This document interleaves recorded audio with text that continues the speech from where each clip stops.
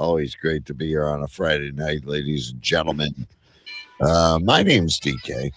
I'm one of the hosts. I just got to adjust. There we go. I can hear myself a little better. Yeah, you're here. Cave Crew Radio pre-show. The Cave Crew Radio show is about to start in about 8 minutes, maybe 9 minutes. Big B's not here at the moment, but Choo Choo Stew is back this week, ladies and gentlemen, and he has himself an Apple Watch. Yeah, I thought I'd invest because I'm getting into this keep fit and health regime, and so I need to keep track of my steps and this thing keeps buzzing all the time. Like, are you sure you've done enough? Have you got a minute to breathe and stuff like that? So yeah, it's quite interesting. So you before you were an Android person, so now you're into the Apple. Yeah, I've been into both. I've had Apple over the years. I've had Android, but it's sort of like more and more slipping over to the Apple side. But this thing it makes you feel guilty. Are you sure you've done enough steps today? Because yesterday you've done more, and it even gets you to breathe for 1 minute, in and out, and it's quite stressful. Does it track your calories and stuff like that? It tracks everything. Oh, it knows when I've had a wank. Oh my gosh! See, the only Apple I have in the house is the Fire Stick. I got the Fire Stick, and I do enjoy that. But yeah, no, it's quite good. I mean, I can take phone calls on this watch. I can take text call messages while I'm driving, and and stuff like that. It's quite good. Now, was that a large investment? It's not the latest one, so it was a couple of £100. Not bad. It's not breaking the bank. We can still eat. Yeah, for a couple of weeks. So can you do like your banking and program your TV? Like what else? Well, since I've had this watch, right? I don't carry cash on me. I haven't carried cash on me for months and months and months. I think the only thing I do cash with is if I buy something on eBay and go and pick it up or something like that. So I use my watch now to pay for everything. I go in a shop. I went out for a walk today. I needed water, so I popped into Tesco's and I just paid for my water with my watch, and that's the way forward, really. It's a cashless world coming up. Well, and I do the same, but I have a bank card, so I don't know that I would trust anything on my phone or my watch. Yeah, I mean, it's pretty good. It doesn't give out your card details, It just, you're paying with Apple Pay, and I used to do it with Google Pay, and it's the same thing, Yeah, it's a sort of whole new revolution. You don't have to go into your pocket for your wallet, or you don't even need to take your wallet out with you. And if I haven't got my wallet, I've got my phone as a backup. I've always paid with my phone for probably the last year or so. So Choo Choo Stew is with the times, mate. Right. Well, you are. We always do that. But so you hold your watch. So they go, sir, that is, £1.05. Yeah, and I double tap one of the buttons on the side of the phone, and I do it now. My card comes up without any numbers on my card or the last 4 digits on it, and I just put my phone on the because we're all contactless anyway. Where you guys I must get with the times. But you guys over like in America and stuff are still like signing for stuff. No, we don't sign for anything, and I'm sure in America they are. I just normally take my card out, like my bank card, and I'll place my bank card, and we have what's called tap. Yeah, tap it. Yeah. And we have what's called tap here, as long as I'm not over my limit of $100. If it's over 100, then well, our limit's gone up. I mean, I can do on my watch. I spent over £100 in the supermarket the other night, and I just done it on my watch. It's fine. It's crazy times. Crazy times. It's crazy, but DK, it's so much easier. I know. I'm gonna now, when I leave the show in about 90 minutes, I'm going to go investigate about getting a phone that I can pay my bills on. Well, you can probably pay your bills on your phone, what you've got. Well, my wife pays all the bills. I have to give her credit where credit's due. My wife gets the bills. She does it all online. Well, if she's doing it, don't worry about it. No, but I want a phone that if I, I'm at a bar or I'm Okay. somewhere. So let me ask you. Do you have a 1980s flip phone? No, I have I have a Samsung 10, but okay, so you can pay your bills with your phone. My wife pays the bills with the phone.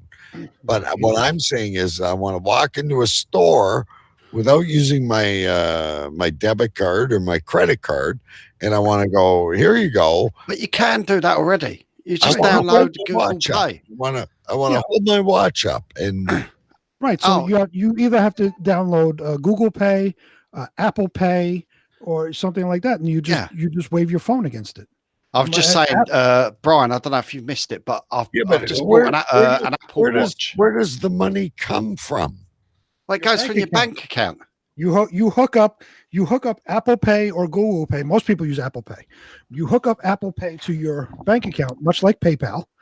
And when you go to pay and the places accept Apple Pay, when it comes up, much like you tap your debit card or credit card, you pull up the phone, you tap the phone, and it goes through Apple Pay, and it's automatically connected to your bank account. How many places accept it? I don't know. It's becoming more and more widely accepted. In the UK, I mean, unless they're like a Chinese restaurant who does cash only. Yeah, right. Cash, 10%. Anywhere that's got a card machine does Apple Pay, Google Pay. And so I use my watch. The only place where I might not use my watch is the butcher sometimes. My wife says to me, go and we buy bread from the butcher. And unless I spend a certain amount, he prefers cash. So I would take cash there. Did I hear correct that you said you just got an Apple Watch? Yeah. I just bought an Apple Watch a couple of weeks ago. It's nice. I bought it mainly for the health reasons. I was using my daughter gave me a Samsung watch. Mm-hmm. That's what I have. And it was a bit tight on me, and it was like a ladies' one, to be honest. And I was tracking my steps and that with it. Mm-hmm. And and I thought, well, I really liked it. I used it for a couple of weeks, and I thought, well, I'll just get one that pairs with my iPhone and stuff, Yeah, that makes sense. We have 1 minute before we go live and lots of time to chat once we go live. I have one question. Why are you buying bread from the butcher? Would you not go to the baker? Because the butcher... What about the candlestick maker? Yeah, the candlestick maker. I mean, why the butcher? Now, the butcher's got to deal with this bakery that used to be in the same street, and the baker's closed down, and now he just sort of does wholesale stuff. So the baker supplies the butcher. So the butcher does vegetables as well, to be honest, So really, you're going to the baker and the farmer's market. You just choose to call it the butcher. No, he's a proper butcher, and he's got vegetables out the front of the store. And he sells proper. He's not a proper butcher. No, he is. He is a proper butcher, but he's, you got to get people in. All right, ladies and gentlemen, we're about to go live here, and I'm sure there are much more adventures on the other side of the theme music. So stay tuned with us. Cave Crew Radio is the name of the show. DK, Big B, and of course Choo Choo Stew, all here to celebrate with you. Press the button and away we'll go. Okay, stop with the chat. It's time to get this train wreck started. 10, 9, 8, 7, 6, 5, 4, 3, 2, 1. It's starting to get really weird in here. You're listening to DK, the Big B, and Choo Choo Stew. Cave Crew Radio. CaveCrewRadio.com.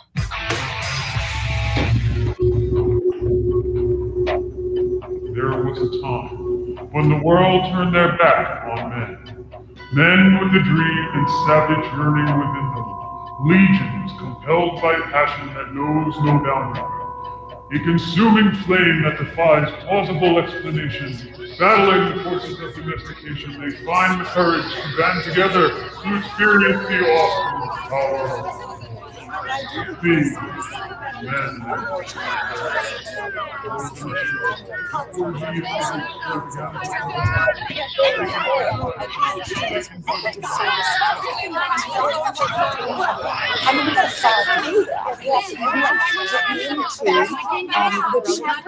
I say this with all due respect. Shut up! Shut up! Shut up! Shut up!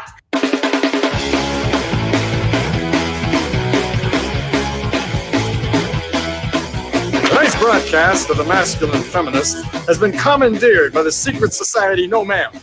Gotta go to a place like a shot and a beer, steak, man. Thinking we can stop, get pancakes, and then we'll get laid, all right? Why do you drink ice cold beer on a hot day? Mr. Clement, what else are you gonna do with it?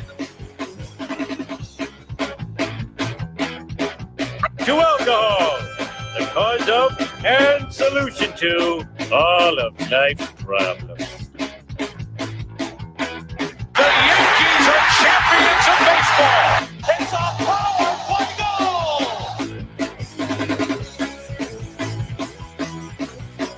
This is Cave Crew Radio.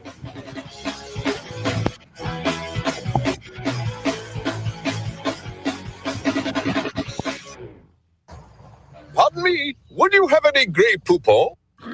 Well, I don't have any Grey Poupon, but ladies and gentlemen, my name is DK, and I am the Grey Poupon. And I am actually the epicenter this week of all things lucky, which I'll get into in just a little bit with you here tonight. Welcome to the show, ladies and gentlemen. It's called Cave Crew Radio. We are live on Facebook. We are live on YouTube. We are live over on cavecrewradio.com, and we can be found wherever you download your podcasts. So be sure to check us out at Cave Crew Radio. Now we've got a big show. We've got the return of one of our co-hosts this week. It's great to have him with us. But before I get to him, I must, of course, go to your president-elect, the Duke of Stenchally, the man who was knighted by the Queen herself in Queens, New York, Sir Big B. Take it away. Yes, live from Queens, New York, I am Sir Big B, your president-elect of the United States of America. And as always, we are the epicenter of something here in Queens. Yes, wait. And always the epicenter of something, Sir Big B. I misjudged my lines. I apologize. You were very excited that you're the epicenter of something this week that you forgot. But that's okay. I look forward to hearing about your stories because I have one as well. But this week, we are the epicenter of all things hurricane force winds. Oh, my God. Very good. Since Tuesday, it's been blowing since Tuesday. We had some rain Sunday night, it rained all day Monday, and then it just started blowing. And the problem is, my front door has a screen door on it, right? And the screen door is kind of bent, and it doesn't shut. So when the wind blows, it takes it and slams it against the awning. So you bang, bang. So what I try to do is I have 6 zip ties in a chain down on the handle of the screen door, and I pull that. It's long enough so the front door closes. The chain of zip ties gets closed, and I hook it onto the doorknob of the inner door. but the winds have been quite blustery. So once this week, my chain has been snapped because the wind just took the pressure against the door, and it just snapped it. Because I don't know about you, but we were talking about like this frigid cold, all the snow in February. We're finally turning around the corner. It's still a little chilly here, but we're up to like 17 Celsius, or what would that be? 60 Fahrenheit on Monday. Like, I think we're finally turning the corner here in southern Ontario. Well, no, here we've been very, very cold with the wind blowing. Like last week, it was, a lot of everything melted from the 2 feet of snow that we had a couple of, last month. Over the last week, it melted. We were in the upper 40s, low 50s. Everything melted. Then we had some rain. Now we're back down into the 30s and the wind blowing. It's freezing here. Oh, I apologize. It is your fault because it always comes from you. You should come to Canada. It's nice and warm. Right. Nice and warm. The spring-like atmosphere of Ontario, Canada. Southern Ontario, Canada. Right. Yeah, it is. But it is that time of the show, and we do want to welcome back our good pal, our other co-host. I do believe London calling. Is London there? London is here. Yeah, it's good to be back. Thank you for having me once again. I have a question for Big B. Sure. Why don't you repair your screen door? Do you repair everything with zip ties or whatever you call them?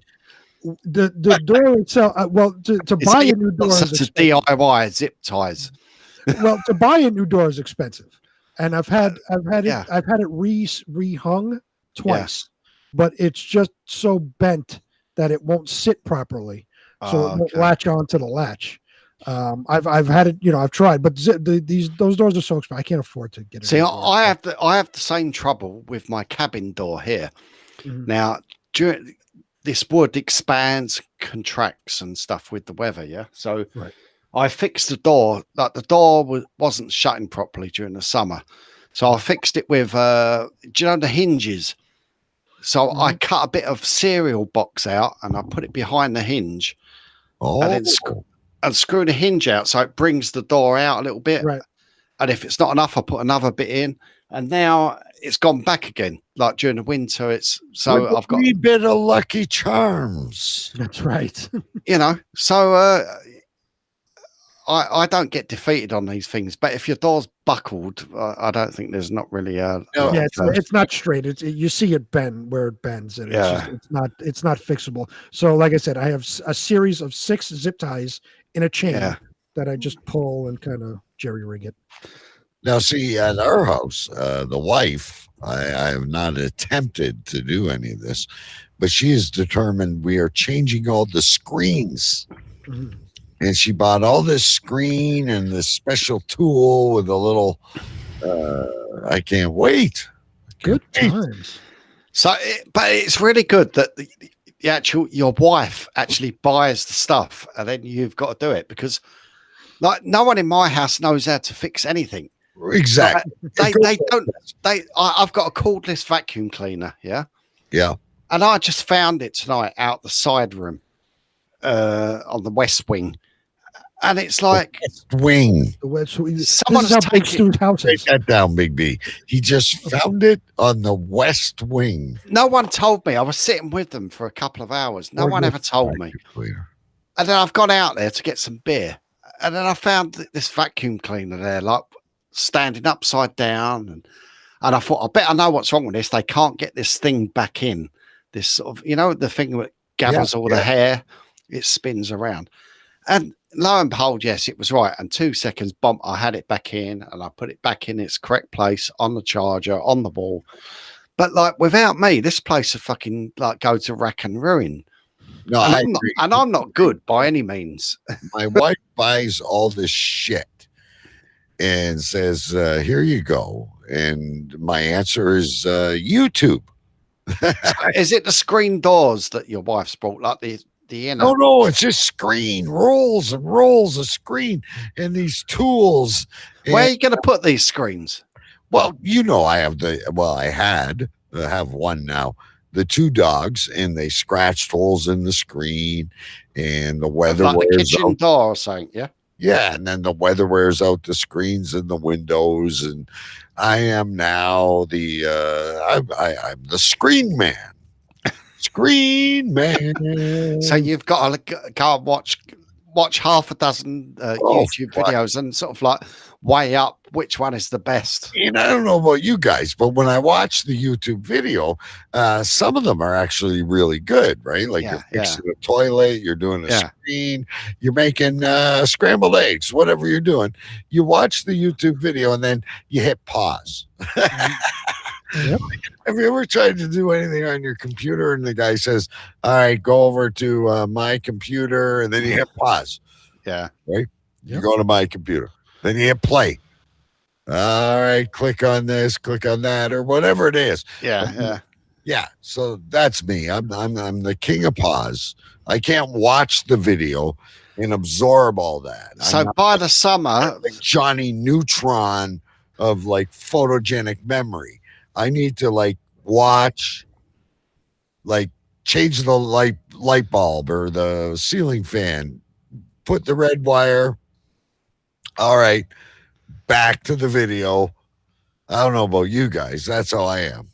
Yeah. I mean, it's the modern way of learning stuff. So, And there are some, you're right. You have to watch like 10 of them. Yeah, because you got to watch, like that one uses this tool, and if you use that tool, that's going to cost you another $60. So you watch someone else's video who doesn't use that tool, and it's you got to weigh up the pros and cons, right? And then you get some guy like Alex Cardinelli who's like, I'm gonna show you how to change your screen.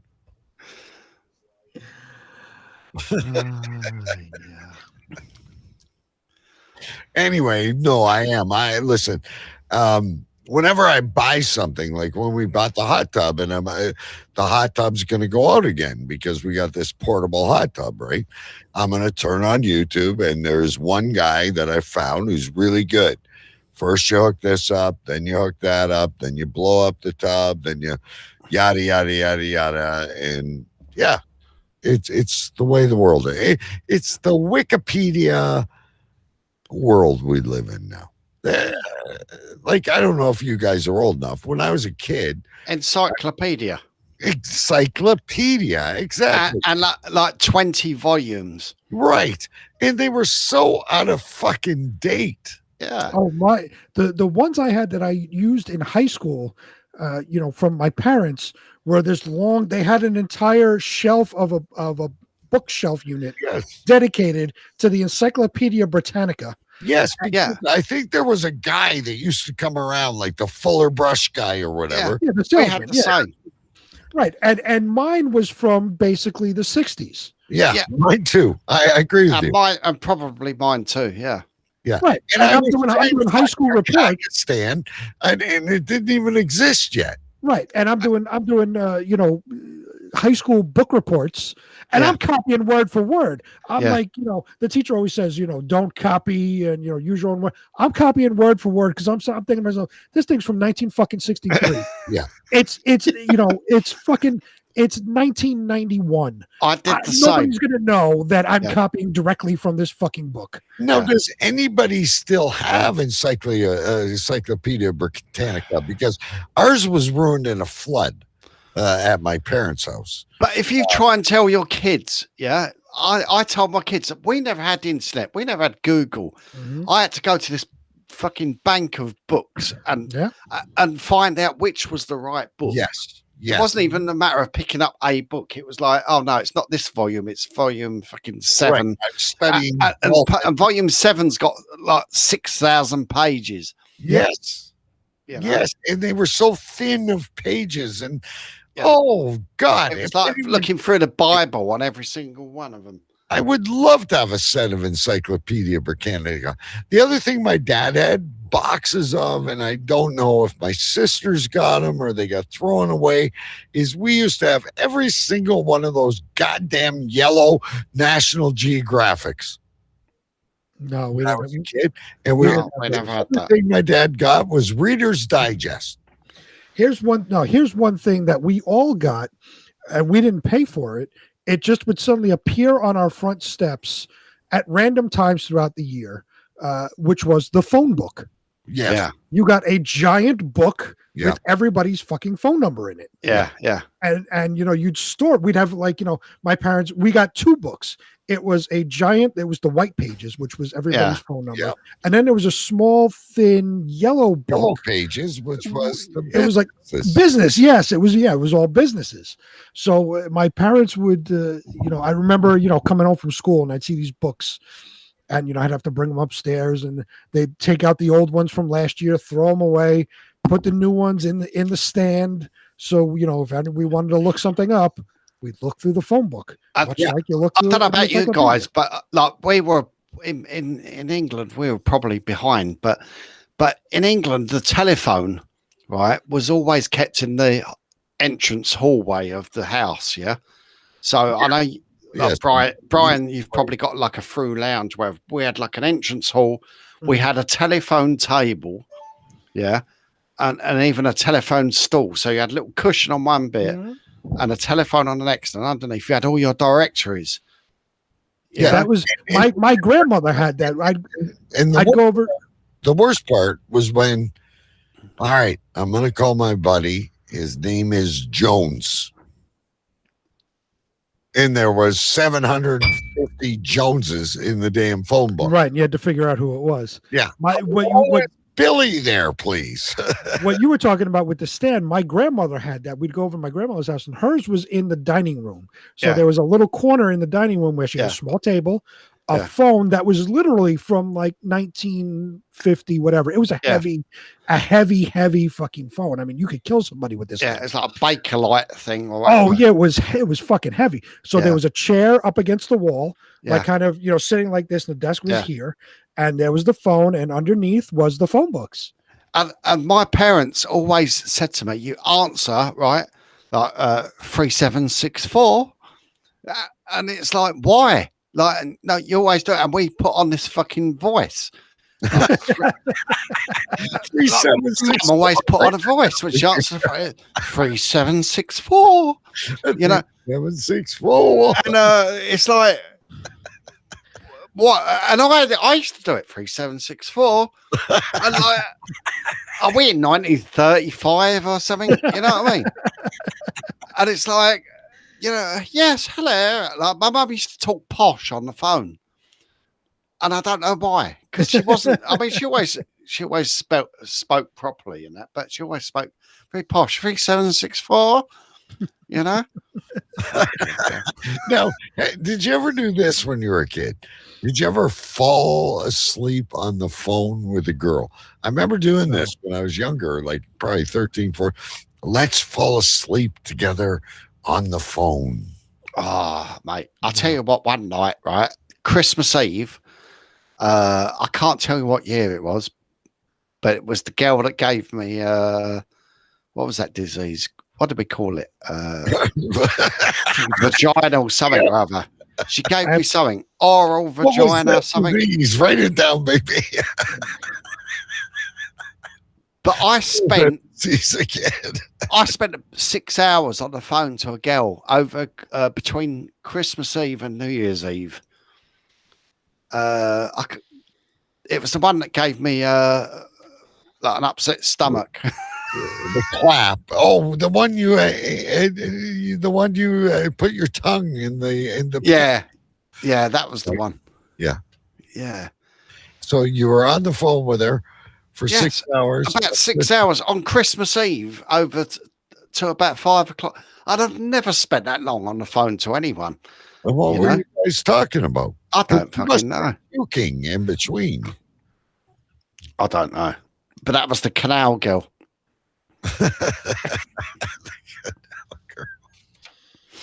How about this one for books?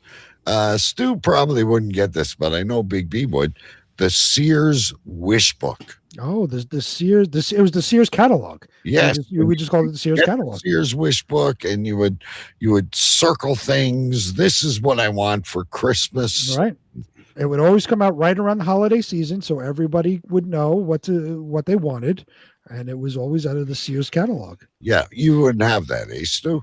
So, well, we had a sort of similar thing, but we had like catalogs where, like, me and my brothers and my sister we would go through the catalog and turn the page, and we would point at the thing we wanted, and we would end up in arguments. Like the first one to point at a certain thing would get that, yeah.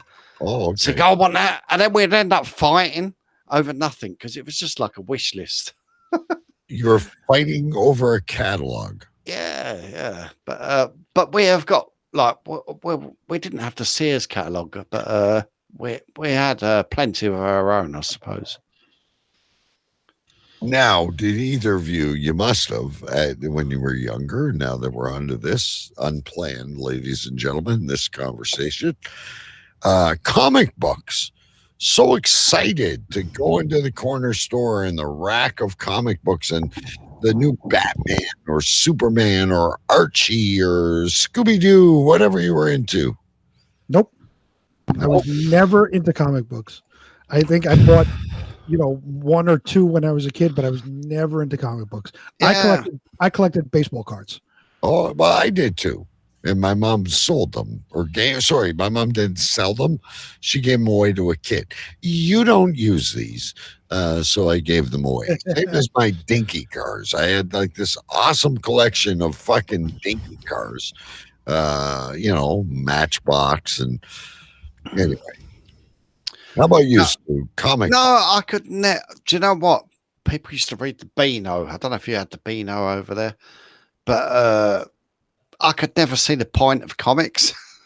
It just never really tickled my my fancy. Yeah, it was either you were all in or you weren't with. Yeah, there was never to me. It just like. See, I remember when I was the youngest of young, my dad would put me on his lap and read me the comics out of, forgive me for our younger listeners, newspaper. Yep. And there was, Beetle Bailey and Blondie and. I think it's right. You were either all in or you just didn't really interest you.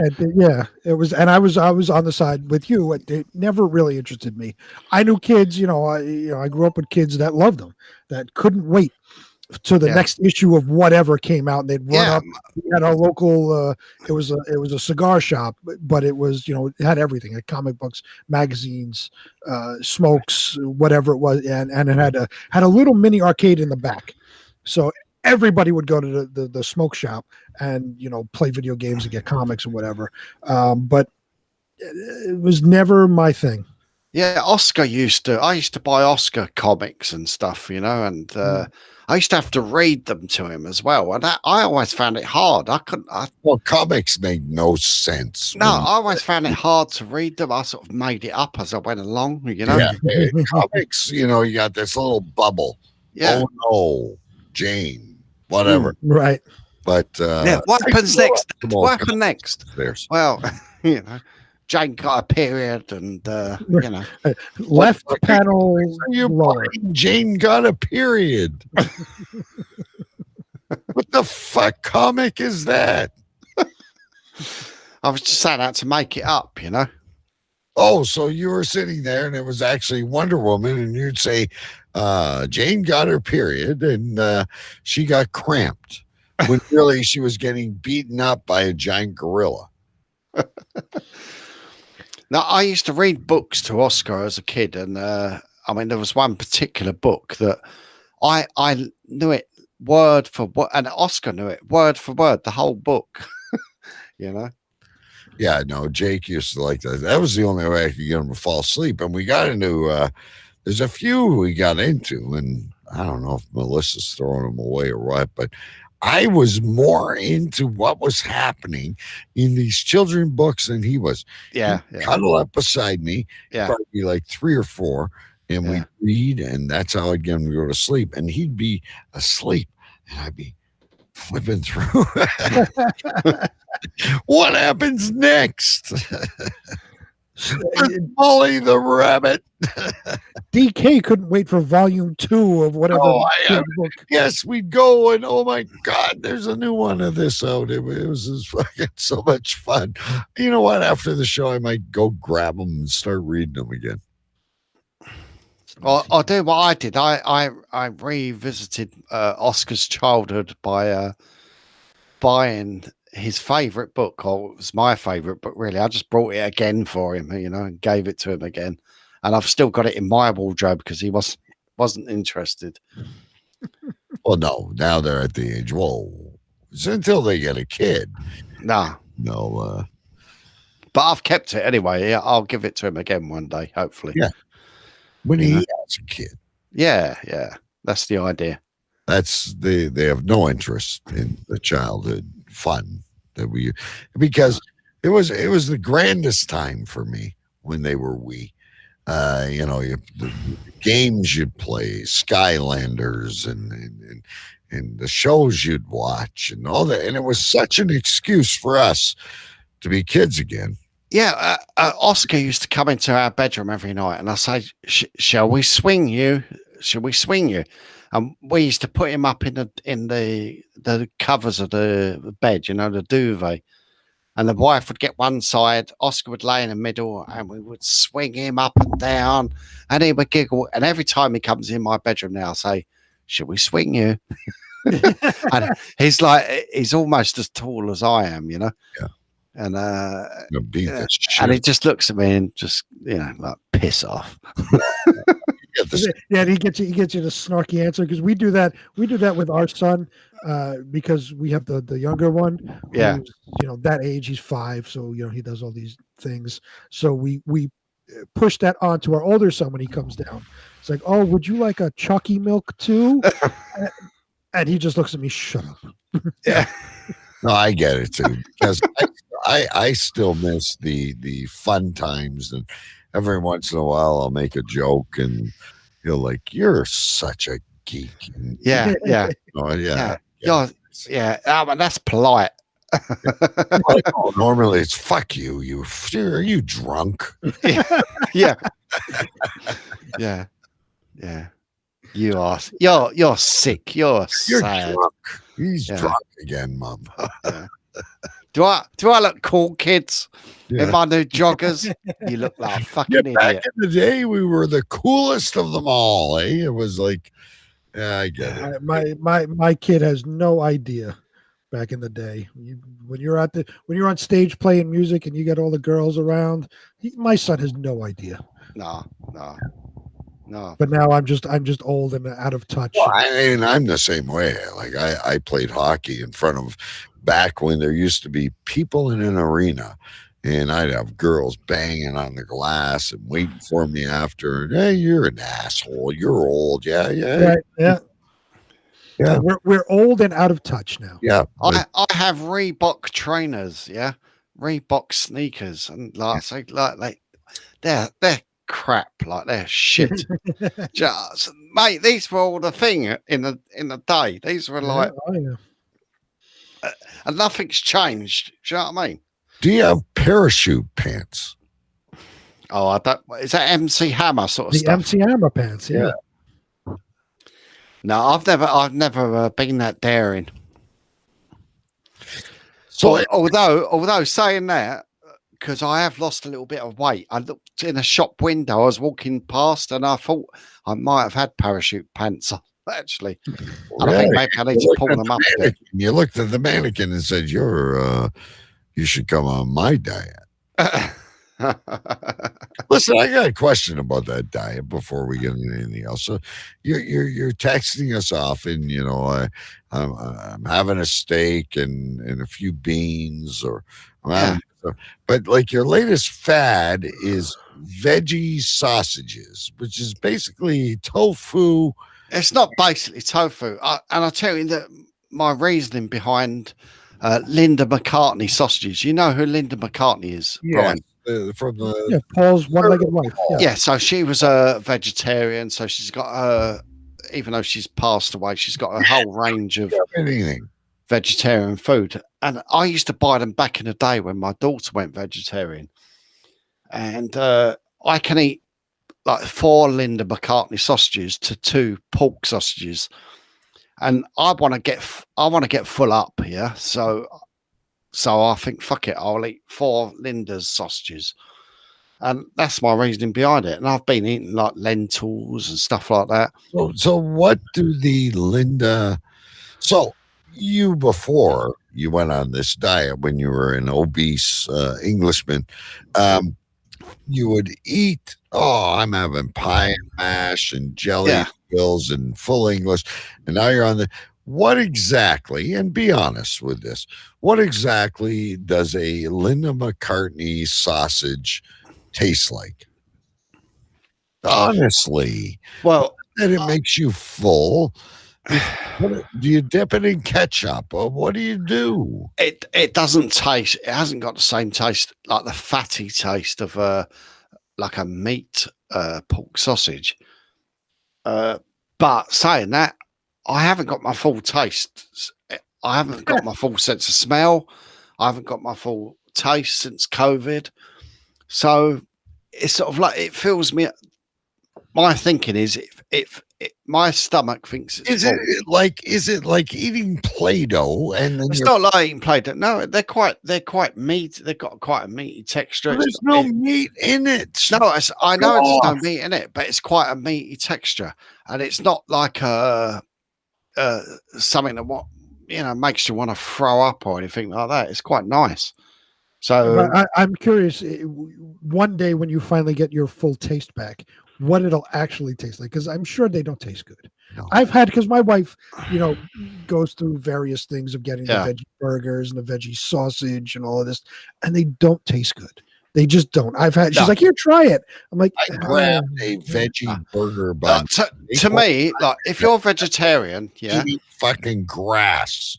Like, I'm not a vegetarian, but if you want to be a vegetarian, don't make things in the shape or the taste of something that's like an animal. Mm-hmm. Yeah. So you make sausages from an animal traditionally. Right. So they're not trying to taste like pork. They've got like to be fair, I put lots of flavor in it. I put some salt and pepper. I put some gravy on it. I put mustard. He puts gravy on fucking vegetarian sausage. Yeah. To make it and my objective is to make myself feel full. So if I don't get the full flavor, well, that's just tough shit on me, Well, what exactly is in your diet though? So if you eat a mound of mashed potatoes, you're going to be full. There's. I'm counting the calories. Bread. I don't understand why you're not eating bread. Like, because the calories in bread. You got 50 calories in a slice of bread, or 100 calories in a slice. No, sorry, 100 calories in a slice of white bread. So I would rather use that 100 calories in something that's a bit more filling. See, that's like doing the keto diet, which is like, very low carbs, and bread is high. Yeah, I'm not avoiding bread, but I'm not eating bread at the same time. I'm just thinking, fuck, like, I could have this. But you put fucking gravy on a veggie sausage. Yeah, but that's not. I'm not. How many calories are in gravy? Yeah, then I scan every barcode. The other night, Melissa made quesadillas, and just for the fuck of it, I wanted to put gravy on it. So I made some gravy. Like, gravy's got to be high in calories. Yeah, you're probably looking at 200 calories. And my evening meal is in that little bit of gravy. Yeah, but my evening meal is 800 calories. And you could have a slice of fucking delicious bread that would be half of that. No, I don't know. It's Well, you know what? Whatever you're doing, it's working because we got the before and after pictures. That you sent over, and it looks great. You look great. A few weeks ago, I'm still fat. I've still got a belly. But a few weeks ago, this T-shirt that I'm wearing was like all my T-shirts now are loose on me. You're doing an amazing job. See, here's what I'm. But I'm not suffering. I'm working out. I'm trying to get fit. You're doing the what do you call aerobics and managing your calories. Yeah, I am also working out. I'm doing weights, not to try and be Arnold Schwarzenegger, but I'm like trying to get weights to get toned, and I'm eating smaller portions. But this guy doesn't eat anything. He eats like pigeon food. No, I'll get like Brian, he doesn't eat like a normal portion for me and you. He eats like. Oh, I'll tell you the reason why. Because you smoke. No, and your smoke is taking your appetite away. Zero, but I'll eat a salad. I'll eat like I don't know. You don't eat a lot. You don't eat a lot because you're smoking, and I know because when I smoked, I didn't really eat a lot. That's 100%, and that's why when people quit smoking, like me, you gain weight because you eat more. And I've gave up smoking. I've put on like 40 pounds since I've gave up smoking. I gave up smoking 15 years ago, and the gain started. A steak out. I eat a steak. I eat a baked potato. But you eat in portions. You don't over like you're. But you can walk past your. You're telling us you gotta be full. So at lunchtime, everyone goes for a lunch. You can have smoke. Mary Jane veggie sausages down your throat like you're a fucking, electric wheel. And I gotta be full. I gotta keep fucking downing these black bean burritos until I'm fucking shitting out my ass. Whereas I say, I'm eating a hamburger with bread and that, and I'm full. Yeah, but you're full because you're smoking. No, but I could eat another one, but I don't have to. No. You're talking like you're eating these Vegematics till you're fucking. But I'm eating stuff. I'm looking at stuff. I'm going in the supermarket. I'm like, how much is that? Like a sausage. It's like fucking 200 calories. Well, Linda McCartney ones, I can have 3 sausages, and I think, fuck it. Do you know what? I'll give up a bit of taste, a bit of flavor, and I'll have 300 calories. I'll eat one fucking delicious sausage and rice and a little bit of salad. 7 cigarettes. And I'm sorry, it's like nothing to do. You're full of shit. He's 100% correct. Cigarettes do suppress. Oh, I need to eat. When you give up cigarettes, come and talk to me about dieting. Listen, tell me about it. For fuck's sake. Because the cigarettes are suppressing. You would be fucking 250 pounds. Oh, for fuck's sake. If you didn't smoke, you'd be squadging in that seat. Blob all over that place. It's 100% correct. No, I gave up smoking. Like I smoked when I came to saw you about 3 years ago, but I haven't smoked since.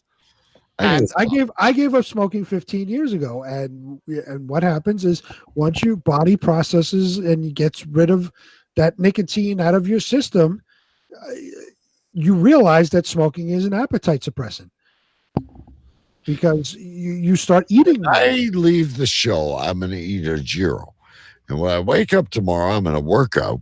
I might have an egg and a piece of toast and maybe a couple. 4 cigarettes, sausages. Right? How many cigarettes between now, between the end of the show and? I don't believe that. I don't believe you guys. Yeah, we're both ex-smokers. We expect you to go on defense here. Yeah, I mean, I had a cigarette for every occasion. Meaning, I had the phone call cigarette. I had the I'm bored cigarette. I had the if I farted, I'd have a cigarette.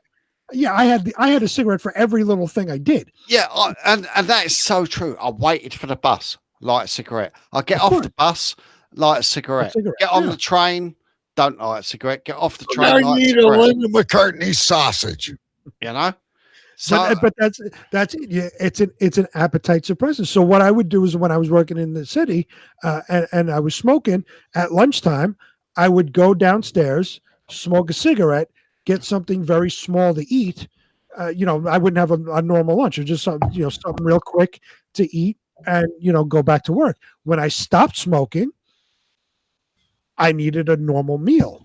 Based on your ignorant observatories, I would be starving. No, you're not starving. You've got enough calories because what you eat is it's calorific. So you're eating loads of calories in a small meal and smoking your fucking guts out. That's right. So when you so after every show, generally you go eat your Kentucky Fried Chicken. Yeah. Kentucky Fried Chicken. I don't care about the health aspect of it, but Kentucky Fried Chicken has a lot of calories. So you're smoking your cigarettes, you're eating your Kentucky Fried Chicken, which is a ton of calories. So which means you're fuller on less, and the cigarettes help with the appetite suppressant. If you didn't smoke, if you stopped smoking, you would go and have a bucket of Kentucky Fried Chicken, not just a piece or two. Yeah. Yeah, one or two pieces. Now you're happy with one or two pieces. So you're saying the secret of being thin is smoking? Yeah. Well, smoking or crack, one of the two. Yeah, but it's true. It's true. It is true. I could have, if someone makes a big turkey dinner or something, I eat a ton. Right, but that's once in a year. No, but one thing that is sure, what happens if you diet, your stomach shrinks. So why do you need so many Linda McCartney sausages? Because they're low in calories. They're low in calories. See, you're blinding yourself. I'm not blaming anything. I'm on a calorie deficient diet. Yeah. So my diet is. Sorry, go on, Big B. I was going to say, so along those lines, the proper diet for a person in general, give or take some, is about 2,000 calories a day. Yeah. Right? Yeah. So about 2,000 calories a day. So the Linda McCartney sausages maybe are, just saying 5 calories per sausage, whereas a regular pork sausage may be 20. Yeah. So you need more of those to equal the same amount you would get. And it's less fat, so it's healthy. But a normal sausage, I could eat 4 normal sausages. Wait. Let me get this straight. So if I said to you, Big B, here is 15 Linda McCartney sandwiches or sausages, which taste exactly like Play-Doh, or a nice slice of beef, what would you eat? Me personally, I'm going for the beef. Yeah. Stu is on his diet, and this is what he's doing. But I'm not beef, doing that diet. But that beef, that one slice of beef, let's just say on your working out, right? One slice of beef is worth 20 sausages. So I could be munching on those sausages watching a movie, yeah? So I could be, I'd dipping them in a low calorie dip or whatever, and I'll have 20 sausages, but your one slice of beef would be gone in the fucking first minute of the movie. So you love to eat, basically. Well, of course I love to. Who doesn't? I'm not saying I love to. I'm a chef by trade, No, I do love to eat. I love to eat. I don't know what exercises you're doing, but your tits are gone. You've got these little saggy. Yeah, but look. You need to do some exercise too. Yeah, but look, I can't do everything at one go. Big B. So sorry, DK. I'm with you. Don't I agree with you? 100%. I can't do everything in one day. I can't do everything overnight. I have to do one thing at a time. Your skin. I've got fucking tits. If I could suck them, I would. Yeah, you need a bra. Because I don't. But what do I? Do I carry on eating and get a fucking heart attack? I'm with Stu. I agree 100% with Stu. Where does Stu go? I didn't need to get Stu out of there. I bought a new pair of jeans tonight, and I got in a fucking. You need to do some push-ups. Yeah, I do. I need to do some weights and stuff like that, maybe. But hey, one thing at a time, man. Do you know what I mean? I'm trying to fucking lose some weight. Give me a break, man. Can I just acknowledge right now? Take your skin away. Can I just acknowledge right now that Stu it just passed, but Stu had himself behind him, and while he was talking on the TV behind him, he was grabbing his chest. Yeah, like it was quite funny. You need a baby bra. Yeah, well, do you know what? I'm doing really well on my diet, and you know, I stick to it. Apart from tonight I'm having a break of it. I've had an Indian takeaway. I've had fucking loads of beer. But tomorrow I'll be back on it, and I'll be pounding the fucking. I even started fucking running tonight. All right, I'm making fun of you because I know you are. But we're very proud of you. We're very, very proud of you. There's not a man in this world who saw my tits would not like to suck on these babies. I just happened to notice that you're losing the weight, which is I know, but I'm 6 weeks in. But I'm 6 weeks. Rome wasn't built in a day. 100 pounds when you started. You weren't really that big to begin with. No, but I wasn't that big, but I'm obese. I think the Linda McCartney sausages are eating you alive. All I can say is, look, I don't know if I'm doing the right thing or what. All I know is my clothes are less tight on me. I'm lighter in weight. Yes, my breasts look more pert than they did. I don't know. But that's hurt. They look like you need to fucking get a string around them and fucking tie it around your chin. But do you know what I mean? But I think you're doing a wonderful job. But all I'm doing is my best. No, and I can't do more than my best. Phenomenal. If my best means breast, Big then and I have been surrounded by fat people like Alex Cardinelli, who's one text says, I need to lose some. I am waiting for my Girl Guide cookies to get here. I will sort out my breasts afterwards. Do you know what I mean? I will get my weight down. Don't take it serious, Stu. It's probably the way the shirt looks. No, but take the shirt off, Stu. You probably look phenomenal with the shirt off. But I'm not. I still look like fucking 20-pound of shit in a 40-pound bag. But as long as you feel good, I feel better. I actually started this couch to 5K today, and I had to walk for 90 seconds and run for 60, and it fucking nearly killed me. Even though I've been working out at home, running, exercising. Hey, anyone that saw me in the street must have thought I was fucking dying. Add some weights. That'll tone you out. But slowly catch a monkey. You're doing good. Don't take anything. At the end of the day, I could, even if I've got a big set of tits, I could probably make money on these fuckers. You know what I mean? Look at that. Ooh, sexy. Things just getting X-rated now. Look at that. Now, hang on. Yeah? I took a sip of beer, which is high. There you go. Oh no! See, you're not saying it at all. It's the shirt. Yeah, it's the shirt. Yeah. Look at sexy Stu. Look at those nipples getting like a little bit pert there. It's the shirt. Yeah. No, I've got breasts, and they are lovely breasts. Yeah. If you close your eyes and touch them, if I had a third hand, I'd be fucking laughing. Watching you, I want to sing Jolene. Of all the things I thought we were going to do tonight, Stu rubbing his nipples was not one of them. Beautiful.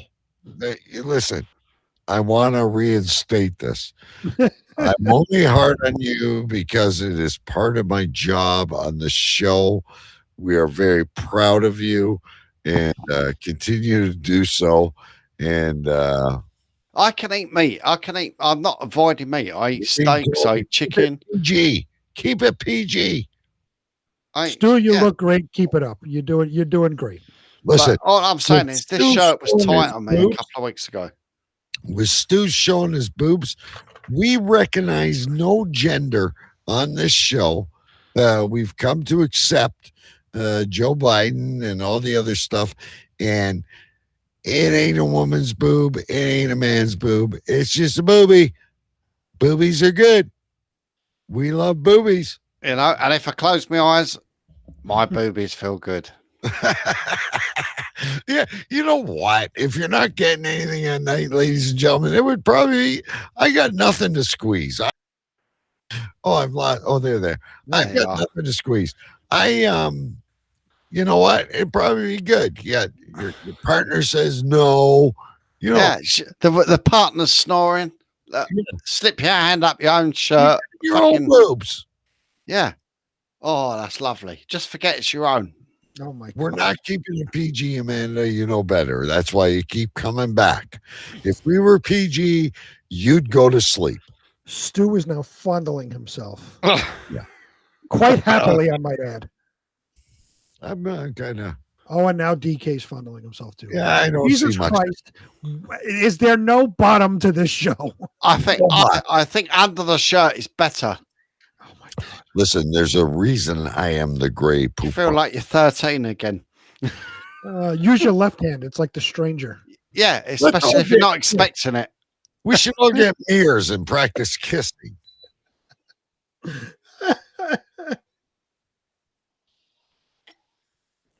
Oh my God. Oh Lord. Holy fuck. I never thought in my wildest dreams we would ever be talking about it. Are we going to get banned for this? Because we've done far less. We've done far less than. But hey, the thing you got to admit, we're on Zoom or Be Live or whatever it is. We are doing it to ourselves. Self-harm. Yeah, that is true. We're not doing it to anybody else. That's the Grey Poupon is leading his version of Simon Says on Zoom. The Grey Poupon says, "Touch your bum bum." Yeah, the majority of us are not being body fucking negative, you know, apart from You can make a lot of DK. money with this. You know, we're in a new world, right?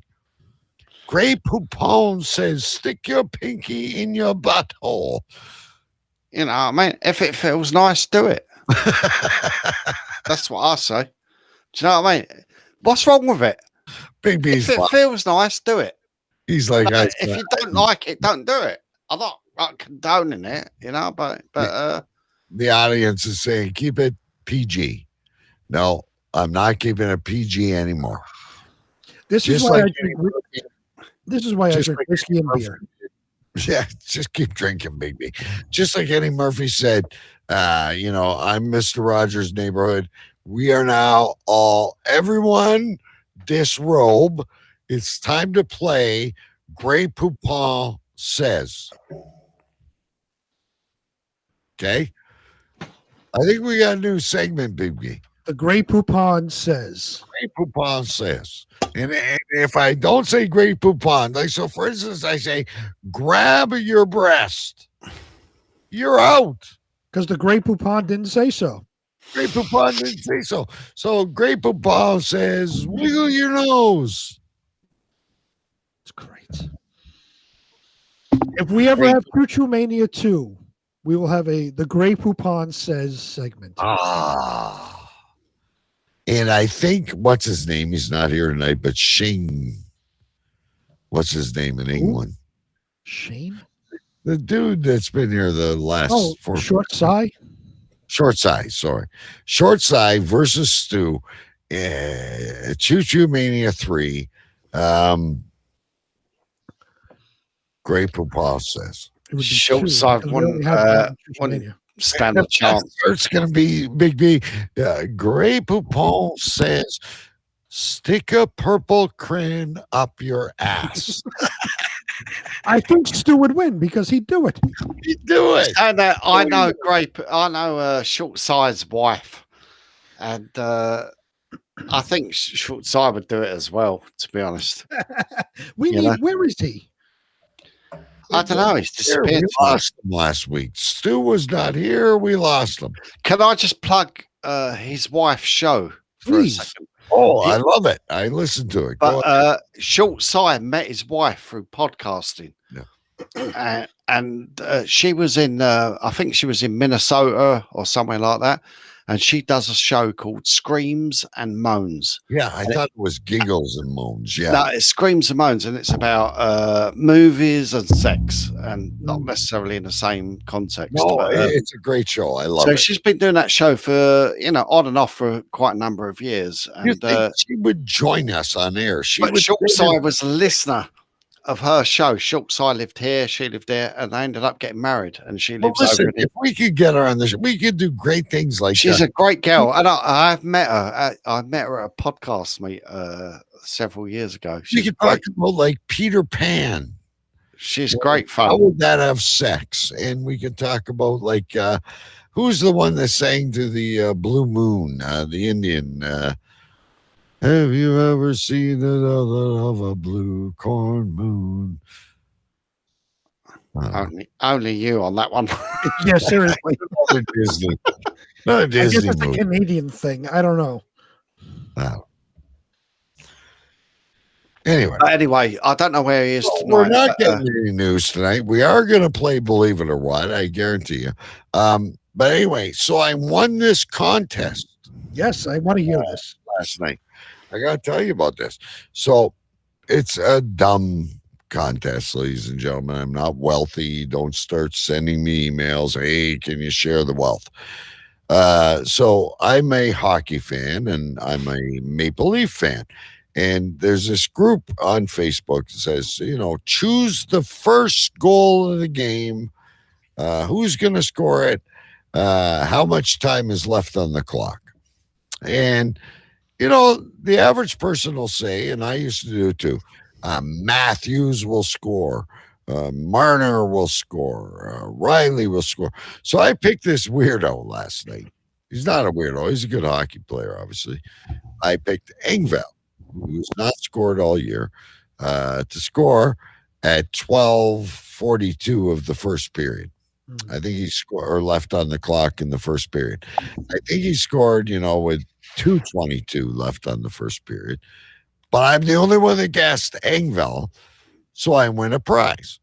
And the prize is only a Toronto Maple Leaf wristband, and then I'm entered into a draw at the end of the season for a jersey or a wood carving. Well, that was pretty cool. I've been doing this for like 4 years. I'll pick Joe Schmo to score. So what did you get for this prize? Just the like entry a for the wristband, next? like a Maple Leaf wristband. Like a rubber band or something? Yeah, nothing major. Can I the ask? sheer fact that I won? Yeah. I woke up this morning. The game started at 10 p.m. I should tell you this. So anyone that knows me, if there's a hockey game on, it starts at 7, it starts at 8, I'm going to watch it. I love my Leafs. I like Big B loves his New York Rangers. And I watched the game. The game started last night at 10. I was asleep. But before I entered this, and I said, this guy's going to score. And sure enough, I won. That's it. I never win anything. Not a big story. So I have a question. You're entered into this drawing at the end of the season, which if you get a jersey, that would be really cool. But you also said a wood carving. What the fuck are you talking about? The dude that runs it, I don't know, or one of his buddies, he carves out, and you've seen really cool wood burned carvings in wood, and he does like I'm a Maple Leafs fan for life or whatever, go Leafs, and paints it, and it's burned in wood. And it's really cool. Like I've seen the other ones there. I'd hang it on the wall if I had it. Okay. A wood carving. I hope you win and get the wood carving. Yeah. Fuck the jersey. I want to see a wood carving. You know what? I already have a authentic Austin Matthews Toronto Maple Leaf jersey. I also have a autographed Mitch Marner Toronto jersey, I would rather have the wood carving. And it's not like your kid playing with Play-Doh. It's a nice wood carving. Like if you're to a campsite and it says like the Wilsons live here, it's like a burned. I don't know how to explain it to you. It's burned into the wood. It's a nice wood. It's not a fucking popsicle stick. Like it's. I can't wait. I hope you win. I want to see the wood carving. If will. you win, do you get your choice of a jersey or a wood carving? I'll take the wood carving. But do you get a choice or do they? I choose don't know. you? I don't know that. Okay. But if I did, I would pick the wood carving. Who's carved? Very nice. Is it a fucking player that's carved it? It's like a plaque. It's like it's not somebody that whittles with a fucking utility knife. I hope this player is really good at playing fucking hockey, but he's fucking shit at art. It's fucking Jim Bob who sits on his porch in West Virginia, drunk off moonshine. That's whittling fucking wood pieces. That's who's going to win. Bit of river wood. Yeah, they went down to the local creek and picked up some wood and is fucking whittling it for DK to win at the end of the season.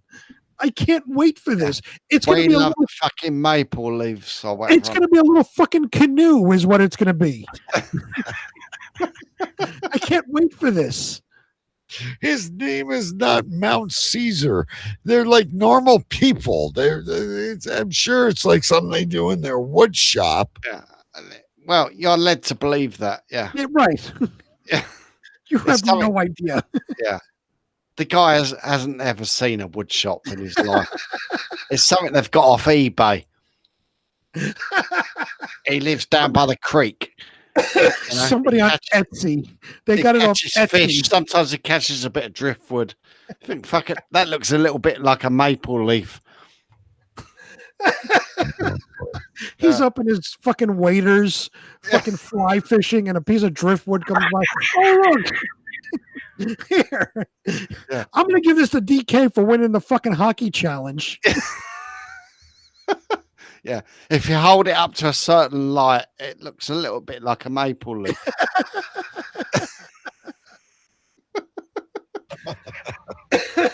Anyway, you said you want something.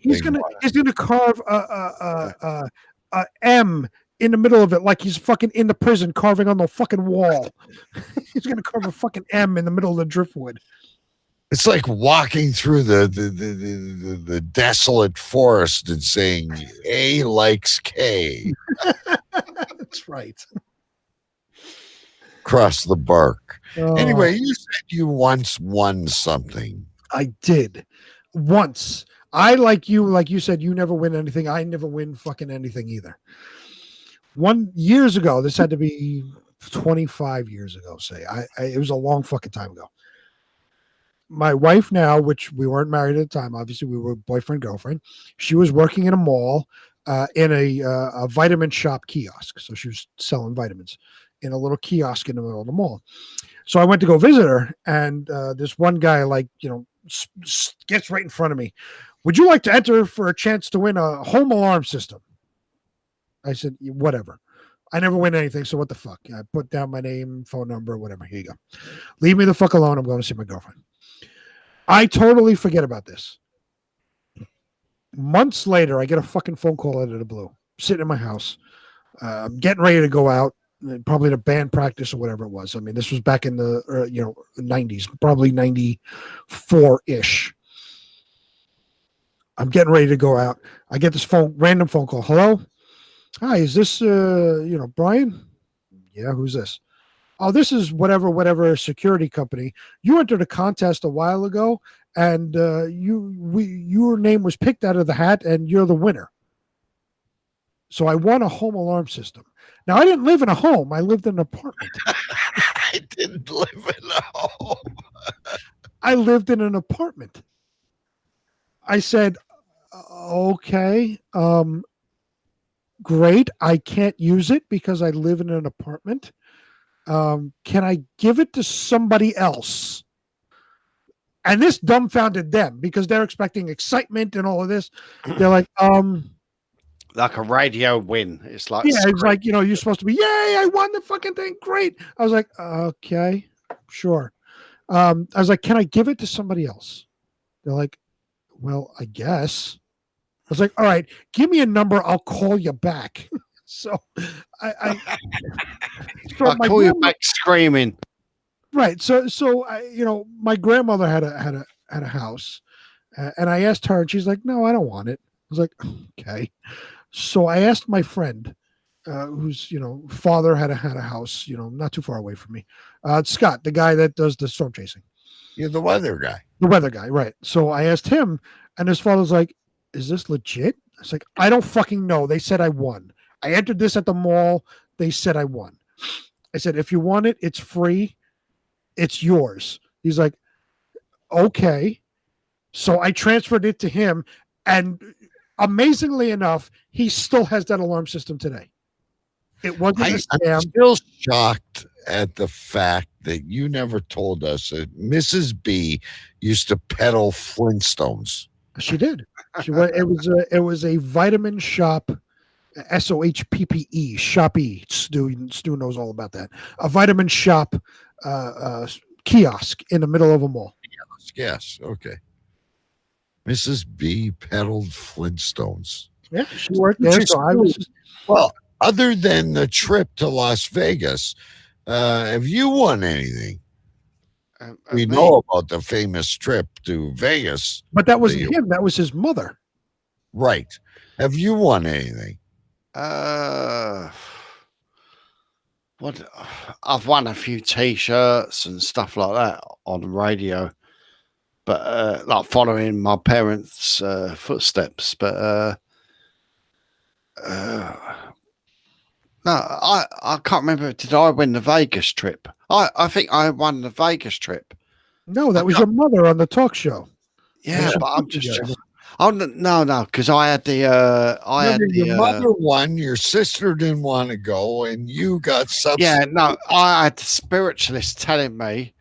I had like a reading online telling me that he could see loads of coins falling. And then my mum had already won this Vegas trip, and then I went to Vegas and all the coins dropped. But no, I've won like and that's when you bought the cowboy hat. So when I bought the cowboy, but I've won T-shirts and stuff like that, silly stuff, but nothing. I don't win like when you turn in a lottery ticket. You always read, "Oh, someone in your town has won 100,000," and you go and you check your lottery ticket and $20 free. Yeah, I've won about £75 or something like that is the most, and I've kept that fucking quiet as well. I can tell you. No, I will. When I was working in the city, we every week, because we were all fucking miserable at our jobs, so a bunch of us every week would put in $5, and we would play the lotto. It was Powerball and Mega Millions, the two lotteries here that are kind of nationwide. So the jackpots grow large. We would play that every week. Never won a fucking thing. The most altogether, we got enough to get us a lunch for us. And this is over, it's got to be over 5-7 years. Now, when I started working for my present company, I joined a particular station, and I think it was about 2 or 3 weeks before I joined, that syndicate of a number of stations won like a fucking like £5 million, and wow. it caused them. Everyone I know that won, they all got £250,000 or something like that, and it caused them all misery. Like, none of them paid their mortgage off. They all fucking ended up like broke at the end. I do have a winning story, and this goes back to when I was originally dating Mrs. K. And I wanted to woo her a little bit. And I took her to Niagara Falls, and I actually got a penthouse hotel where Judith Light stayed in. If you know, What date number was this? This wasn't the first date. The day Choo Choo Stew. No, what date? 5 years ago. It wasn't the first date when you took it to Oh a no, hotel. it wasn't the first date. This is we're finally dating. I had a hard time convincing my wife to date me, but we're finally dating. We're away in Niagara Falls. I'm driving a probe through 3 feet of snow, which is a probe. It's a very small, low-lying car. Anyway, we I know get what to a Niagara Ford Probe Falls. is. It's awful. We get to Niagara Falls, and I'm doing this on a whim. I'm sure you guys have done this. You're trying to be romantic. You're doing it on a whim. So you're trying to find a hotel in Niagara Falls, and the only place I could find was this penthouse, which was like $495 a night. Judith Light from Who's the Boss had stayed there. We had this place and yada, yada, yada. Anyway, we had great adventures. We had a fun time. But I was at the I was at the casino, which, by the way, I got in the parking lot, and this casino had the weirdest parking lot because when I parked, and I'm going to regress into the casino in a minute, but when I parked, I had to end up backing out all the way down. It was like the parking lot wasn't finished or anything. But anyway, so I'm there, I'm playing blackjack. And of course, I'm being a show off. I'm winning a little bit, losing a little bit. Now, I must also mention on this trip, I lost my bank card. I think I left it in a machine, and I had a huge budget for this, by the way. I was like, there was no money I wouldn't spend, but I lost my bank card and money in my pocket. I started losing at blackjack, and I remember my wife saying to me, my girlfriend at the time, here's $50. You better win that fucking money back or I'll kill you. So I ended up actually doing really good. I think I got like my $400 back or whatever it was I lost, but that was another time that I won. Scared to fucking death, right? You're looking at these cards, you turn a 10 and a 4, and you're like,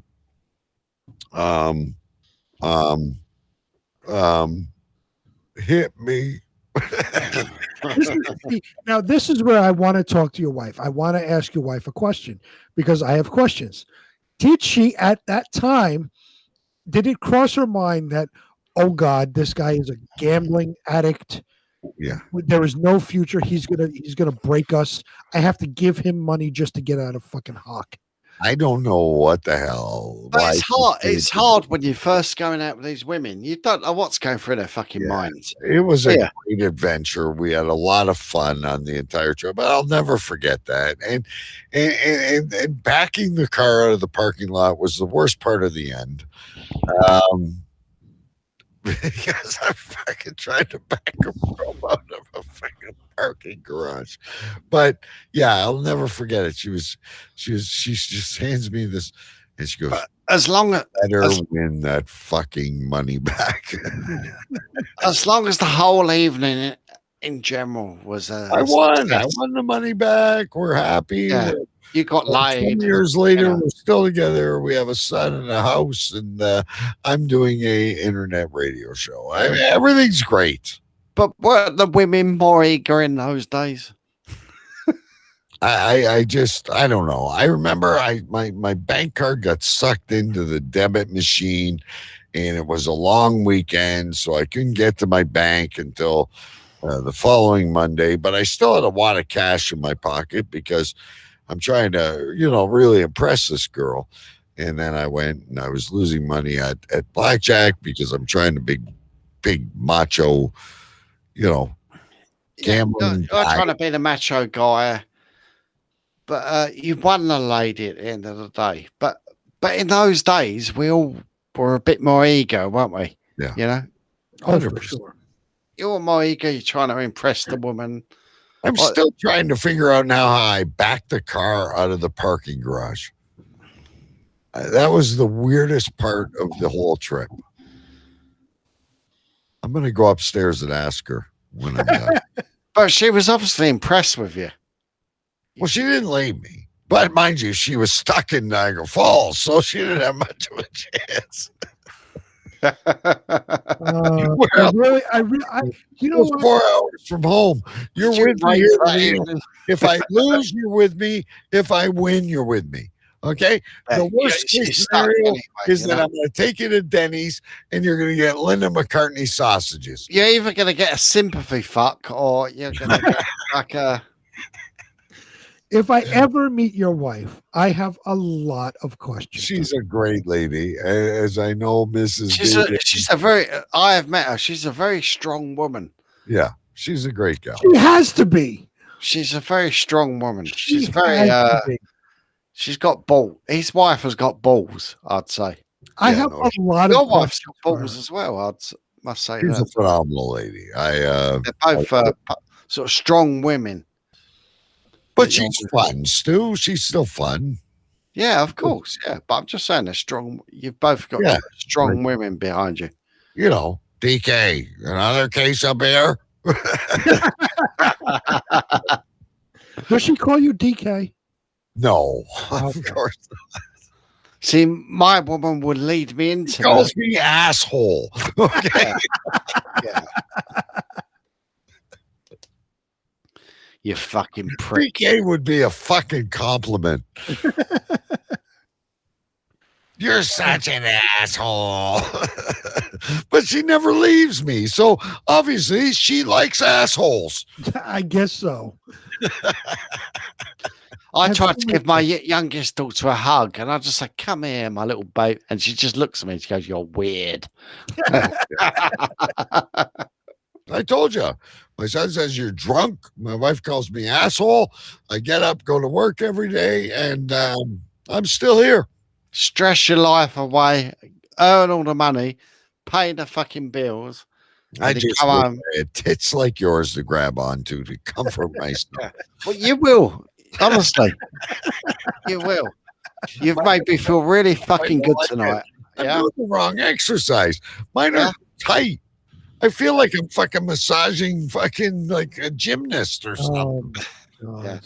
Thank you very much for inviting me on the show tonight because I feel really good about my body. It's your show, you idiot. You just never show up. I feel really great about myself. Yeah. I'm a special guest tonight. I'm going to be fucking like vomiting all week. Yeah. Just trying to lose my breasts for you for next week. Because I'll be back next week with smaller breasts. I hope so. Amazing. I don't care. So you look great. You look great. I'm just teasing. I look like a bag of shit. I've always looked like a bag of shit, but slightly lighter. Still, you're doing a great job. Those pictures, the before and after picture looks great. You're doing a great job. Yeah. Well, I'm trying. I'm trying. You're not new here. We've been doing this for 5 years. If I'm insulting you tonight, no, you're not. You go see a psychiatrist. No, you're not really insulting me. But when I fondle my breast tonight, when I fondle myself tonight, I made you come on the air with pink hair and act like a woman. I made you be a fucking onion on here. If you're insulted by me talking about your tits, you've really lost it. Oh my goodness. We've been talking about eating goldfish and puking in your underwear drawer for fuck's sake. That is true. By the way, let me just make an observation here because we all know Stu has a love for those without all their limbs. Yeah, so there's a reason why he eats Linda McCartney sausages. She doesn't have a leg, or she didn't have a leg. She's dead now, but when she was alive, she didn't have a leg. So, I have to correct you. It was Paul McCartney's other wife that didn't have a leg. Well, wait, who? No, who didn't? I thought it was Linda. No, Linda had all legs. Who's the Wait one? a minute. Throw me in a yellow submarine with Ringo Starr. Paul McCartney used to bang a woman without a leg. Yeah, and I swear to God, I thought it was not Linda McCartney. Linda McCartney was part of his band and stuff. Who was the McCartney one had with no leg? everything him going. Who was the one with no leg? I can't remember her name. But I swear to God, I honestly thought it was Linda. No, not Linda. Linda had breast cancer and died. She probably had a breast missing or something. But Right, yeah, no, I know what she died of, but I swear I thought she When you have a was breast with that missing, leg. I don't think you- Heather Mills. Heather Mills. Oh, was it Heather McCartney?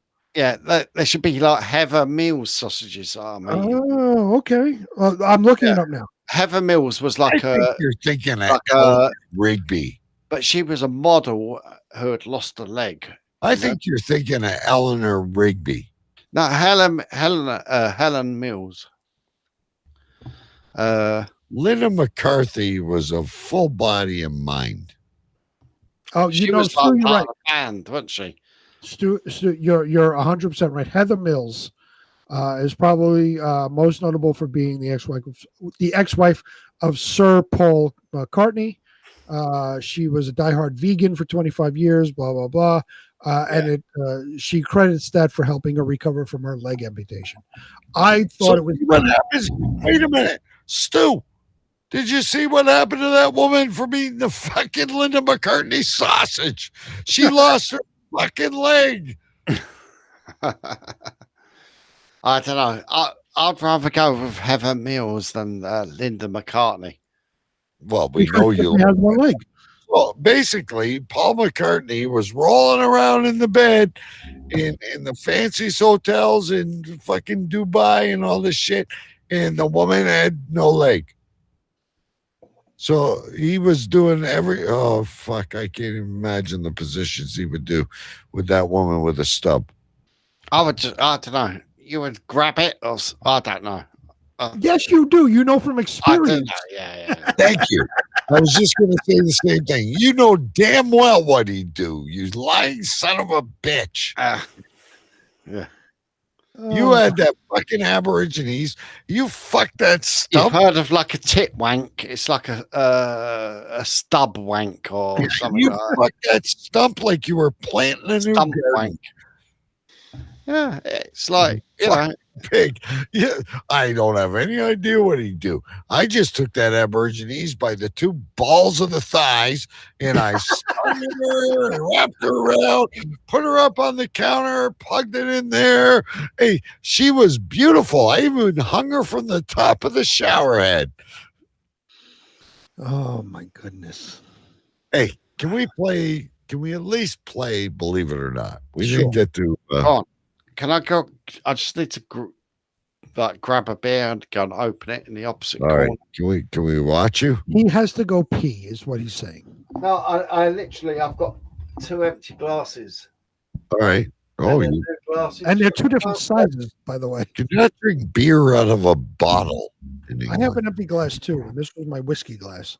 Yeah, fill yours up. You're gonna need it. No, I'm drinking. Could you imagine Stu though? While we're waiting for him, it's like the Seven Dwarfs. Can you imagine Stu was Stumpy? Could you juggle her thighs, Stu? I don't even know if he has his headphones on, but I can see Stu like, a little spin, plug it in. It's like clap on, clap off.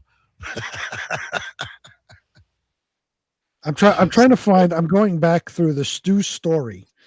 You And gotta I'm trying find to out when Stu gets back how tall the stump Aborigines was. We Because never if you're understood very that. short. Because Stu's about what, 6'3", 6'4"? Stu is not that big. Jesus Christ, He's he's about about 6 foot or 6'1". I'm about Okay. I'm 5'10" or 11. No, you're taller than that. I'm 5'9" and you're bigger than me. I'm about 5'11". Anyway, so the girl that the stump before we play Believe It or What. No, he's gone again. Lisa is the one-legged Aborigine. Yeah, so Lisa. I'm here. I'm just opening the beer. Look, there's the proof. There, No, there we go. I'm Is that a glad you're. Corona? Yeah, Corona. Yeah. Oh, nice. Okay. Did you put a lime in it? No. Anyway, the Aborigines. Was she short? I guess. I mean, I walk past her house almost like on a daily basis. I don't care. She's probably 50 now. We don't want to think of her that way. But when she was that hot and sexy, voluptuous, one-legged girl, like, did you toss her? Like, Did I ever say she was hot, sexy, and did you ever play hot potato or like? I always remember her like. No, I can't even tell you. You wouldn't be as bad as me because I probably would have suggested we played Twister. Did you ever play Twister? No. What happens when it goes right like green? Yeah, I play Twister with her. Yeah. His own version. He just picked her up and left stuff.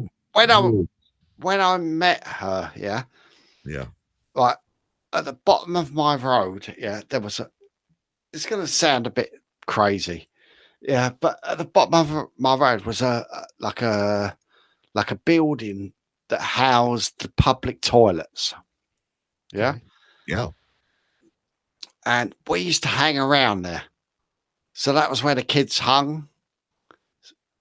Yeah, The kids hung out at the public toilets. yeah, we hung around sort of there, but then after a while they got closed down. Now there's like apartments there, but we used to hang around there, you know, and that was where all the kids hung. And Lisa lived like across the road from there, you know. So you would see her. Skateboard by any chance? Like, did she ride over on her skateboard? I don't think she did, but she. Did she have a prosthetic? Just out of Yeah, of course she did. Yeah. Did she use crutches? Well, some people don't. They just use crutches. You wouldn't have known.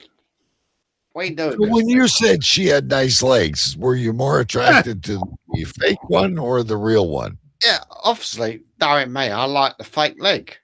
You know, Did you just like pull it off during sex? Like, was that the thrill of it? Is like you were like Hannibal Lecter or something. You just yanked the, and that's the question. During sex, did she wear it or did she say, hang on a minute? Like you take your underwear off and she dislocate her leg. yeah, I like to rub a fake foot on my penis. You know, because I was always fucking. So I can imagine a sexual deviant at the age of fucking 13. I can imagine Stu running around the hotel room with the fake leg, and she's lying on the bed like twitching or whatever the fuck, and he's like, "I'm rubbing your foot on my penis," and he's jumping all around doing the fucking Humpty Dump. Oh my god! You know, it's exciting. Someone that's got a dodgy eye that can't hear properly or something like that. You know, it's better. Can't hear properly. Can't hear properly. What is the benefit of one It's a bit of a defect? Any defects, you know? It's So be a you're turn on to a man. so your ultimate basically what you're telling me is your ultimate fantasy is Helen Keller.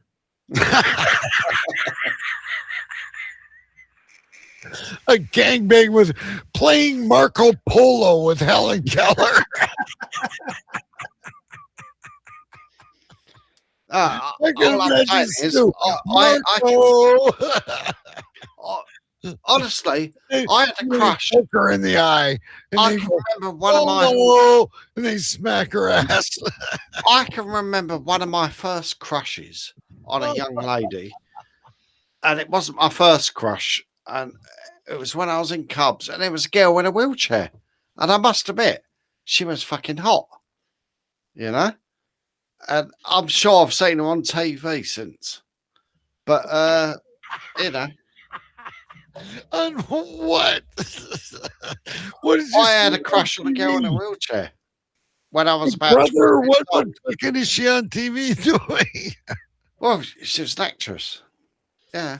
And I always remember seeing her. Good. Oh, fuck. and Who is she? you know, I was about 12. What the fuck are you? I was about 12, and I always thought, oh, like, what a beautiful woman she is, like, you know? Yeah. So you always had a fetish for people that could not move. No, so to me, like, it doesn't. So it you doesn't would never matter if be. the girl's got one leg or it's in a wheelchair. It's like, do you know what I mean? It's like, doesn't make no odds to me. You know? No, I don't know, but it's radio. But if you see someone in a wheelchair, you maybe look past them. But I looked at the person, I thought, God, she's fucking hot, man. You know, I was 12 years old. You know, I've looked her up since, actually, to be honest.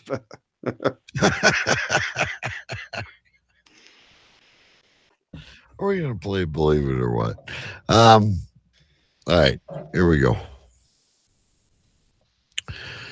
Oh Lord, I don't even know if I can do this. All right, folks, new show.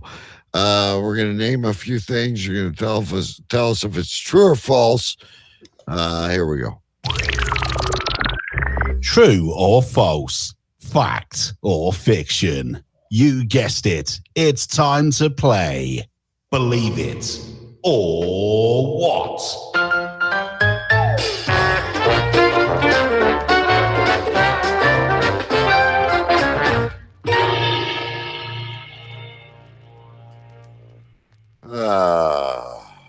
Believe it or what? Big B did pretty good last week. First question. Sandy Duncan had a glass eye. True or false? True. Kidding. That's not. Oh, okay.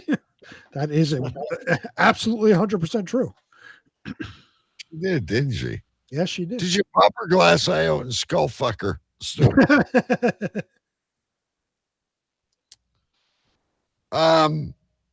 In the Star Wars franchise movies, the voice of Yoda is played by the same person who did the voices of Miss Piggy, Grover, and Cookie Monster.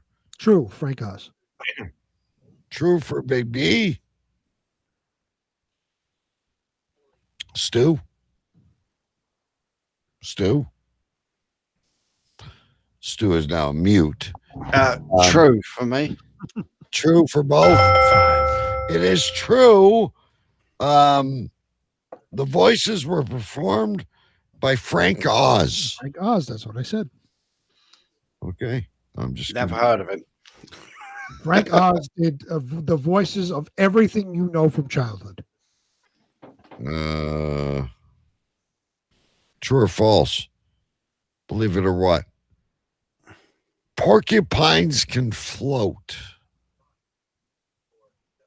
Porcupines can float. They can swim? No. Plain and simple. Porcupines can float. I don't really know what a porcupine is.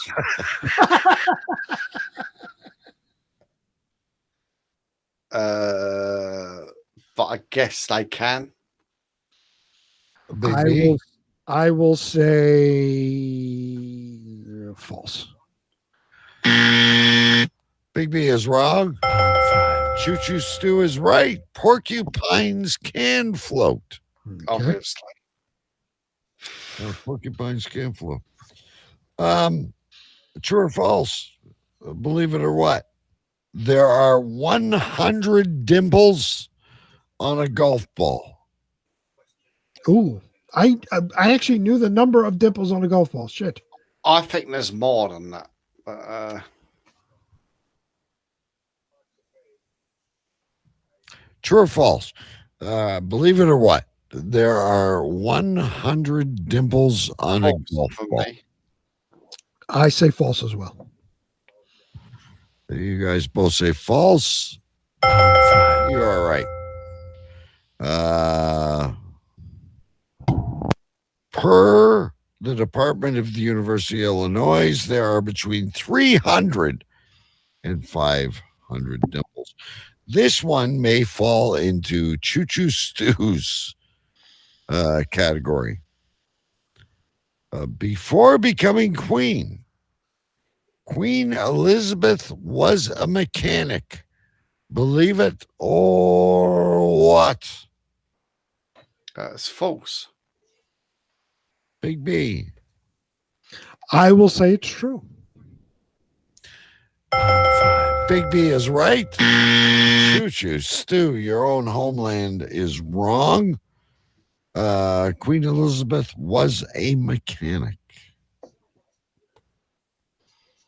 Last question. Believe it or what, tonight. I haven't been keeping score. Are you guys? I only have one wrong.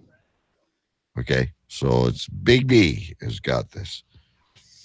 All the kings in the standard deck of cards have a mustache. True or false? False. All the kings in a standard deck of cards have a mustache. It's true. False. Believe it or what?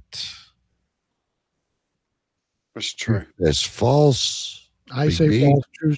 I say false. Chu says true. Oh, you said true, Stu. Yeah. Okay. Big B is right. It is false, Stu. You are not doing a very good job at believe it or what? Big B's got the hang of this. He seems to. In 2 weeks, I've gotten 2 wrong. I go 4 out of 5 each week. He's unbeatable. Big B is the king of believe it or what. If you think you can beat Big B, cavecrewradio.com. Yeah. Email us, cavecrewradio@gmail.com or cavecrewradio.com. Hit the contact page, and we would love to have you on there. He is a Britannica encyclopedia. Yes. Britannica's paid off. We would love to have you on the show to play Believe It or What with Big B. If you have the balls. cavecrewradio@gmail.com. I know a whole lot about. I amend that. I know a little bit about a whole lot. Yeah, and you know what? It's like when the odd time. It's not every night, but I turn on Jeopardy, and I'll go on a roll, and I get all these different subjects, and my wife will go, "How'd you pull that out of your ass?" And I go, "I don't know. I watched. Must have been on the TV while I was sleeping." I watch a have no ton of documentaries. I watch documentaries. Yeah, Just I know a watch few all- things. Anyway, ladies and gentlemen, Stu has confirmed he will be back next week. This week, completely unscripted. A lot of fun. A lot of good stories. You got to decide what the name of the show is. I might as well go to Stu because he'll tell me he wrote something down. He can't read it. And Yeah, that's basically it. But I wrote 3 things down. But, Okay. yeah, I got it. I'm by the way, if Jason Scott is here, I'm just moving over to right. Go ahead. Yeah, I've got a Keep It PG. Oh, I like that. I've got If It Fits. And I can't really read the rest of the writing. If it fits. Yeah, that helps. Okay. How to do it or something like that. I don't know. And I've got I didn't live in a home. I don't know why I've got that, but Okay, that's all good. I don't know why I wrote that, but I did write it. I think all my quotes are Big B's this week. Oh, you know what, Stu? I also have I didn't live in a home. Mm. I didn't realize that. I also have that written down. In my waders fly fishing. Now I'm having a hard time reading my own writing. Jim Bob. What was Jim Bob doing? He was on his porch whittling the driftwood. Yeah. Okay, now I can read it. Jim Bob whittling wood. And playing Marco Polo with Helen Keller. That's what I got. I can't believe I didn't live in a home. I wrote that down too.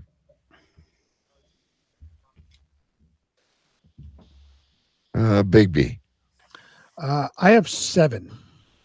Oh God. But I'm going to actually list this from my least favorite to my most favorite. All right. And the first one I have, like Stu, was Keep It PG. I did like that one. It was good, but it's not my favorite. I have a stump wank.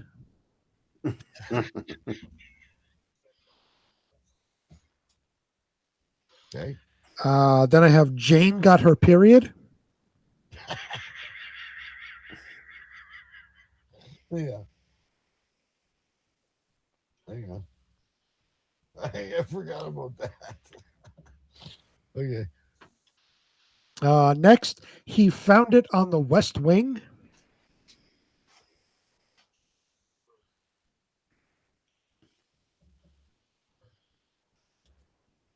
Okay.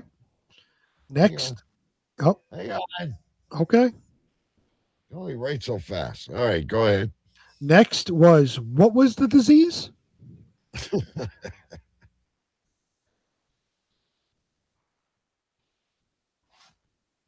Okay.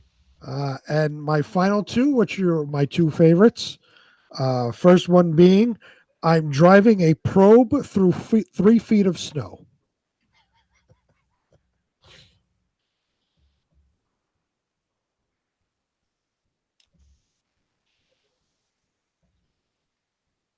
There you go.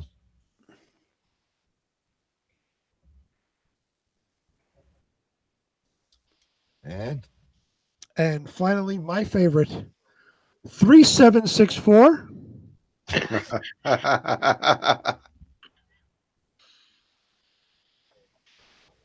All right. There's a whole lot of good ones. And I have to admit, I forgot about that. 3764. That's my favorite. There's a lot of good stuff. I have to tell you something about 3764, which is like a family PIN number. But you can tell us more next week. But 3764 was made up, I must admit. But 3764 is my, like, when I speak to my brother, he uses that for his bank card number. Well, and I use it for my bank card number. My kids use it for their bank card number, and my brother's kids use it for their bank card number. So now we have to pin all the bank card numbers. And that's my favorite. But it's not 3764. I did change it. I love that. I've completely forgot about it in all the madness. There's so much that's going to get in the show notes, but I will vote for 3764. It's such a weird title, I know, but I will vote. That is absolutely my favorite. Amanda says, I like it. Keep it PG. Is she still saying that? She is still saying that. She just said it. I What is like she telling- keeping it PG. Keep it PG. Oh, she likes Keep It PG. Right, as the name of the show. She Great. votes That for was- Keep It PG. I think it was Amanda that said keep it PG in the first place. Yeah. Oh. Well, she's also voting for her own. Trust me, I Keep It PG is in the show notes. It will be in the show notes. That is a classic But I forgot about 3764. That's my favorite. I could still see Stu playing Marco Polo with Helen Keller, though.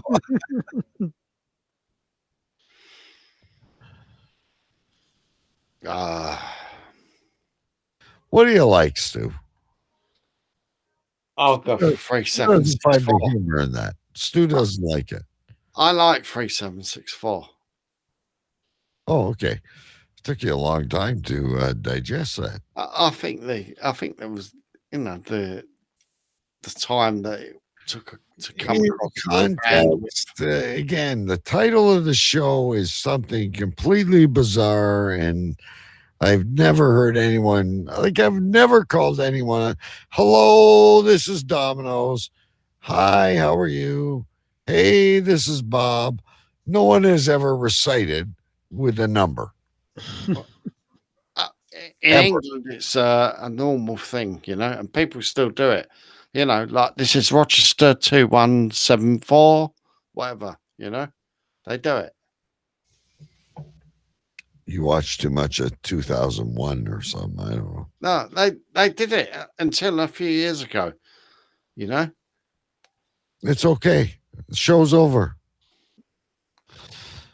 We like it. You don't have to defend it. I must admit, I'd never put my kids through that. But I'm glad. Yeah, I haven't either. 4821. Merry Christmas.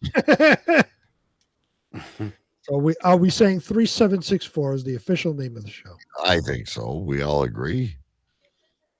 I agree. Don't worry. Keep it PG. Amanda will be in the show notes. I promise. All right. We're heading out, kids. I'm going to eat like a bird. I'm going to eat a gyro. And we will see you next week. Apparently confirmed. Choo Choo Stu will be back, and we can have some more fun with people without limbs. I have day off next week to do a COVID test. So yeah, I'm back. All right. There you heard it from the bird's mouth. See you next week, kids. Thank you very much for listening to the show. Now stay safe, take care, and wash your hands. This is a production of the Cave Crew Radio Network at cavecrewradio.com. Shut up! Shut up! Shut up! We are going to drain the swamp in Washington, D.C.